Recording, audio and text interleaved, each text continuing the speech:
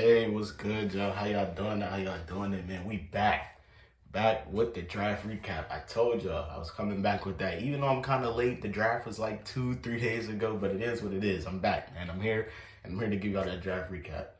Now, before we get into today's video, I just want to say happy birthday to Dwayne Haskins, man. He would have been 25 today. He would have been 25, but his unfortunate situation happened, and I just wanted to come here and wish him happy birthday. So happy birthday to Dwayne Haskins, man. Wish you could be here. Rest in peace to you. And, that's what it is. Now let's get into this video. I'm going to just hop right into it because I already talked about this. 2022 draft. First round pick. Steelers go out with their round 20 pick. They got Franco Harris out there announcing it. They picked Kenny Pickett. And I know a lot of Steelers fans went crazy. I already dropped the video on it 2 days ago. The video is titled, Why the Steelers Passed on Malik Willis. Y'all can go check that out. So I'm going to just keep this brief. To me, yes, I wanted them to pick Malik Willis too, but I wasn't mad at Kenny Pickett. I've always said either we get Malik Willis or Kenny Pickett. I think a lot of people just got caught up on the hype train with Malik Willis. They seen he was a scrambling quarterback with a big arm, and, they wanted to take him. But at the end of the day, Kenny Pickett is the more NFL-ready quarterback. And he already played for Pitt. He already played in Heinz Field. He's been in Pittsburgh for like almost 4 to 5 years now. He's a better precision passer. He's more patient. He's more comfortable. People act like the guy can't scramble. He ran a 4.7. He had that fake slide play, even though that's illegal now. But the guy can scramble when he need to. But he's just not going to be panicking back there in the pocket. He's always going to look downfield first. He's always going to look for that open receiver first. And that's what I like about Kenny Pickett. Malik Willis, he played in Liberty. Of course, he's going to be scrambling all over everybody. He got the big arm, And I'm not saying Malik Willis is a bad quarterback. I'm not knocking down Malik Willis because I think he's a good quarterback. I would have been hyped if we got him. But I was also hyped that we got Kenny Pickett because I feel like this is somebody that can easily come in here, know the system. He already knows Matt Canada. He got recruited by Matt Canada, our offensive coordinator. So he already knows the system. I feel like he can easily come in here and, make it work in Pittsburgh. But I'm not going to talk too much on it because I already got a video on Kenny. I got 2 videos on Kenny Pickett. The one where he got drafted, and I got why the Steelers passed on Malik Willis. So y'all go check that out if y'all knew. Moving on to the second round. The Steelers with their 52nd pick. They go out. I wanted them to get Sky Moore in the second round. Yes, I wanted a wide receiver. They got one, but they got George Pickens. And honestly, I'm not mad at that. And I know exactly why the Steelers picked George Pickens. And George Pickens, he went to Georgia. He's a menace. He's a menace. I posted George Menace Pickens yesterday. That's another video I posted. So y'all go check that out. This man's a menace, Now, obviously in the NFL, he can't be doing all that fighting and spraying water on people and all that because you're going to get ejected immediately. You're getting ejected. And you may get suspended. So obviously he's going to have to calm down a little bit. But at the end of the day, when we're talking about talent here, George Pickens is a nice receiver. He can go up and high point the ball. Like, he can go up and jump for the ball. He can bring down contested catches. He's a great blocker. I know that's why the Steelers got him. The Steelers got him for blocking. He's probably going to be on special teams because he's such a great blocker. He's a great blocker. If not the best, he was one of the best blockers for wide receivers in this draft. So I see exactly why Pittsburgh got him. And I like the George Pickens pick. The man just screams he just screams aggression. He just screamed menace. When he was standing at the draft like these, waiting for his draft pick with a ski mask on is crazy, bro. It's crazy. You got a ski mask on in your own house. Relax, bro. I'm scared. He brings all the black Air Force energy. And I feel like we need that in the AFC North. I feel like a lot of them corners on them other teams going to have to watch their mouth. I'm scared. I'm scared of what's going to happen to Eli Apple. Y'all better hope George Pickens don't get matched up with Eli Apple because he is going to dog him. You know what I'm saying? George Pickens. Eli Apple say one bad thing out of his mouth, George Pickens is going to dog that man. I know he's going up against grown men now and they don't play that, but George Pickens seems like he don't care. So we got George Pickens in the second round. Going on to the third round, Demarvin Leal. What college did he go to? Did he go to Texas A&M? I don't know. I forgot. But Demarvin Leal, a year ago, I didn't even know this. A year ago, Demarvin Leal was projected top 8 in this draft, and he fell all the way to the third round to us. He was projected top 8. Now, I don't know why he fell. I don't know if it was because of injury or other reasons, but we got him. And when I was looking at tape, because I had no idea who he was. When I was looking at his tape, bro, Oh my gosh, he's a defensive lineman. His speed for his size, because he's 6'4", 290. He's 6'4", 290. His speed for his size, his bag is just different. He's doing swim moves. He's doing everything to get to the quarterback. And he's so fast and he's so big. He's so big and fast. He can run through the offensive lineman with no problem. He's getting to the quarterback with ease. Like, I have no idea who this guy is, but this might be a great pick for the Pittsburgh Steelers. Because obviously, you know, Cam Heyward's getting up there in age, but I don't think he's retiring no time soon. I think Cam Heyward still got another 2-3 years left. He's getting better with age. But then, you know, we got Tyson Olodukan, who's coming off injury, and he's on a 1 year. We still don't know what's going on with Stephon Tuitt. You know, we got Chris Wormley. I think he has 1 more year left on his contract. We got Montravius Adams. You know, we re-signed him, but he's young as well. So this Demarvin Leal pick makes all the sense. And, dog, his film is just nasty. Like, he's one of those nasty guys who just go out there and ball. Like, he's looking to sack the quarterback. He's looking to stop the run at all costs. He's going to put his body on the line for it, and I respect that. So with that 3rd round pick, that was a great pick from the Steelers. You know, 3rd round, I was expecting more of an offensive lineman or a cornerback, but I'm not mad at this pick. Moving in to the 4th round, we go Calvin Austin III. And when I first seen it, I was like, dang. So we go George Pickens, a wide receiver, and then we go Calvin Austin III. He went to Memphis. We go Calvin Austin III. I don't know. But then I was like, you know what?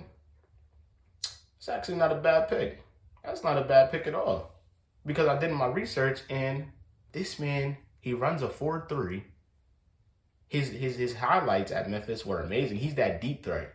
He's like another, people are comparing him to Tyreek Hill. I'm not going to do that already.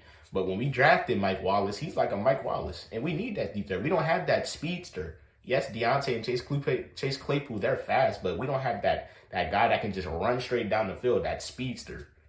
And that's what we got right here. And I did my research. You know, Ahmad Sauce Gardner, the top corner in this draft, number 4 overall draft pick, went to the Jets. He said that Calvin Austin III was the hardest person that he had to guard in college. So who's the toughest wide receiver you ever had to play against? I'd probably say Calvin Austin. Calvin Austin. So that's saying something. And he's getting praise from Isaac Bruce. He's getting praise from Torrey Holt. These are legends. These are Hall of Famers. And he's getting praise from them.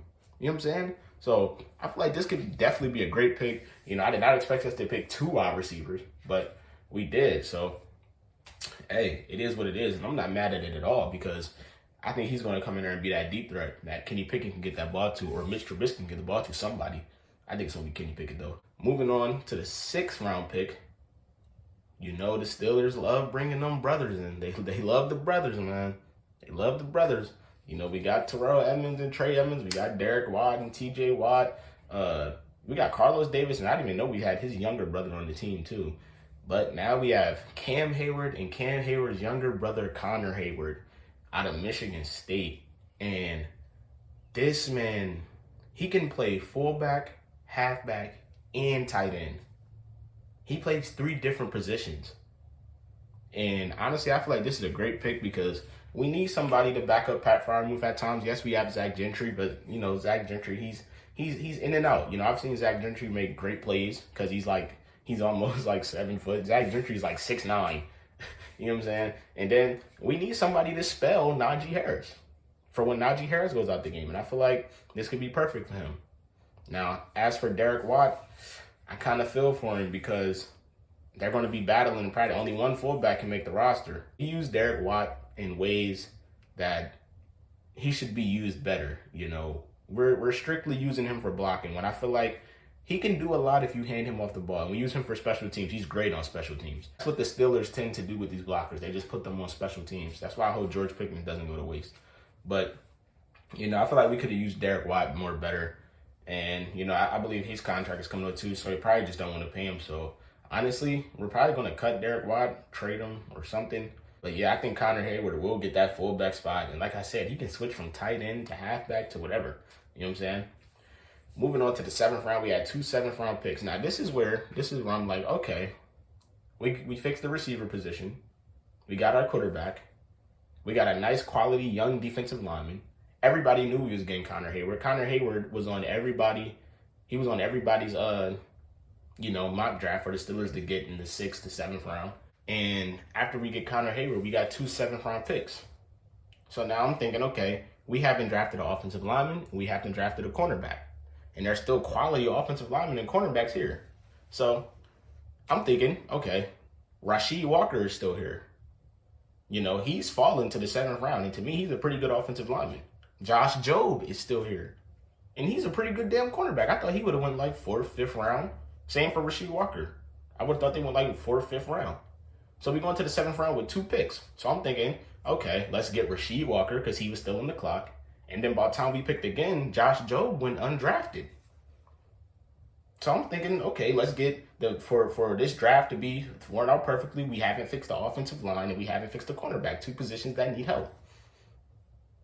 But I'm not mad what we did in the 7th round, but I'd rather had got Rasheed Walker and Josh Jobe over what we did. So we go into the 7th round and we get Mark Robinson, a linebacker out of Ole Miss.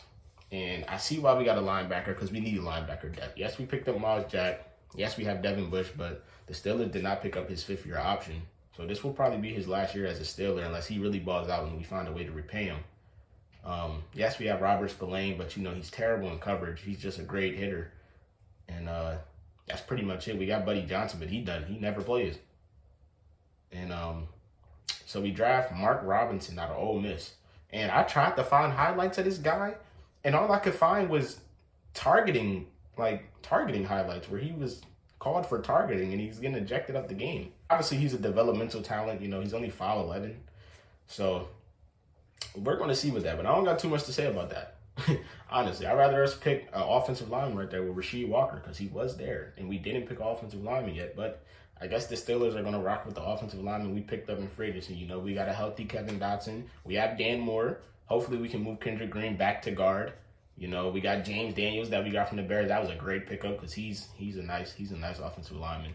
Who else we got? We got Chooks. We paid Chooks all that money, so hopefully he can perform. To me, we just have a young, developing offensive line. I think the Steelers are gonna have all these guys gel together, all these young guys, and we're gonna go out there and just ball with our offensive line. But I think we should have added one more. Now, honestly, guys get signed after the draft. We sign guys after the draft. I'm pretty sure we signed offensive linemen. I know we got a cornerback, and all that. But moving on to our second, 7th, and our final one of the draft, and we pick a quarterback.